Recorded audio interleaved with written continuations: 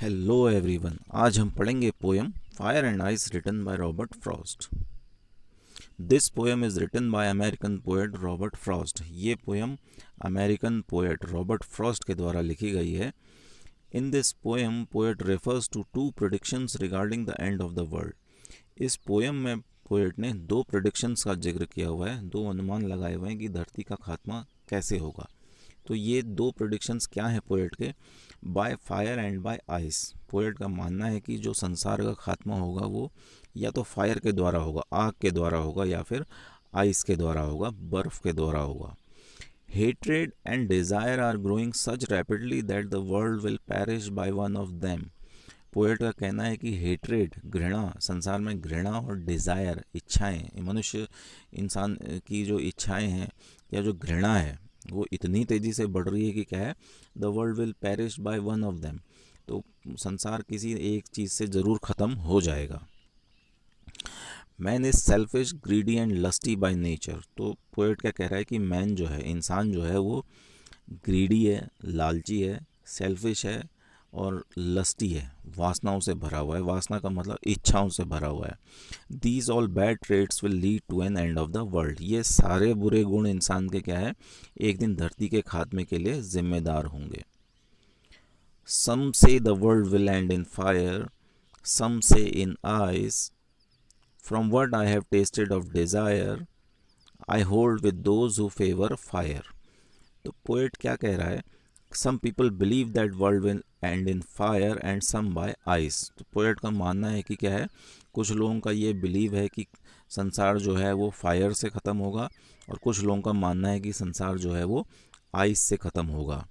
It is Christian believe that world will end in fire. और ये Christian belief है, ईसाई मत है कि क्या है, संसार का खात्मा क्या है, आग के द्वारा होगा।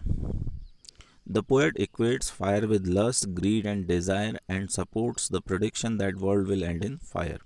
तो पोएट ने फायर को यहाँ पर किसके इक्वलेंट कह रहा है poet?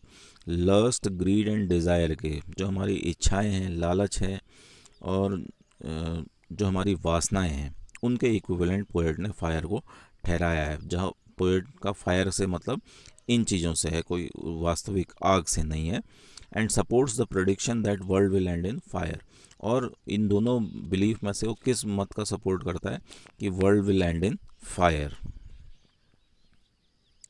But if it had to perish twice, I think I know enough of hate to say that for destruction ice is also great and would suffice. The poet thinks that if the world will perish twice, the poet predicts that the reason would be ice. Poet सोचता है कि अगर संसार को दूसरी बार दोबारा ख़त्म होना होगा, तो पोएट क्या प्रिडिक्ट करता है कि जो दूसरी बार संसार ख़त्म होगा वो आइस के द्वारा होगा, आग के द्वारा होगा। The poet equates ice with insensitivity, hatred and conflict. अब पोएट ने यहाँ पर आइस को किसके इक्वेट कर रखा है, इक्विवेलेंट ठहरा रखा है। आइस से मतलब पोएट का यहाँ पर किस चीज़ की, जो किन चीज़ों से है? पोएट का मतलब इनसेंसिटिविटी, हेट्रेड और कन्फ्लिक्ट से है। जो हमारी इनसेंसिटिविटी, असंवेदनशीलता है, हेट्रेड है, घृणा है, और कन्फ्लिक्ट जो है, उनसे यहाँ पर पोएट का मतलब है। आइस का मतलब पोएट का यह है, वास्तविक बर्फ़ से नहीं है। तो देखिए, संसार में हेट्रेड, घृणा बढ़ रही है, एक देश दूसरे देश से चिढ़ता है, एक इंसान दूसरे इंसान से चिढ़ रहा है। तो ये सारी जो घृणा है, जो असंवेदनशीलता है, कन्फ्लिक्ट है, जो ये द्वंद्व हैं, ये सारी चीज़ें क्या है, पोएट का मानना है कि क्या है, ये संसार के खात्मे के लिए जिम्मेदार होंगे। These negative attitudes are also growing very fast which will lead to an end of the world. ये जो नेगेटिव एटीट्यूड हैं, खराब गुण हैं, जो खराब दृष्टिकोण है इंसान के, वो भी क्या है, बहुत तेज़ी से बढ़ रहे हैं। Which will lead to an end of the world, जो कि संसार के खात्मे के लिए जिम्मेदार होंगे।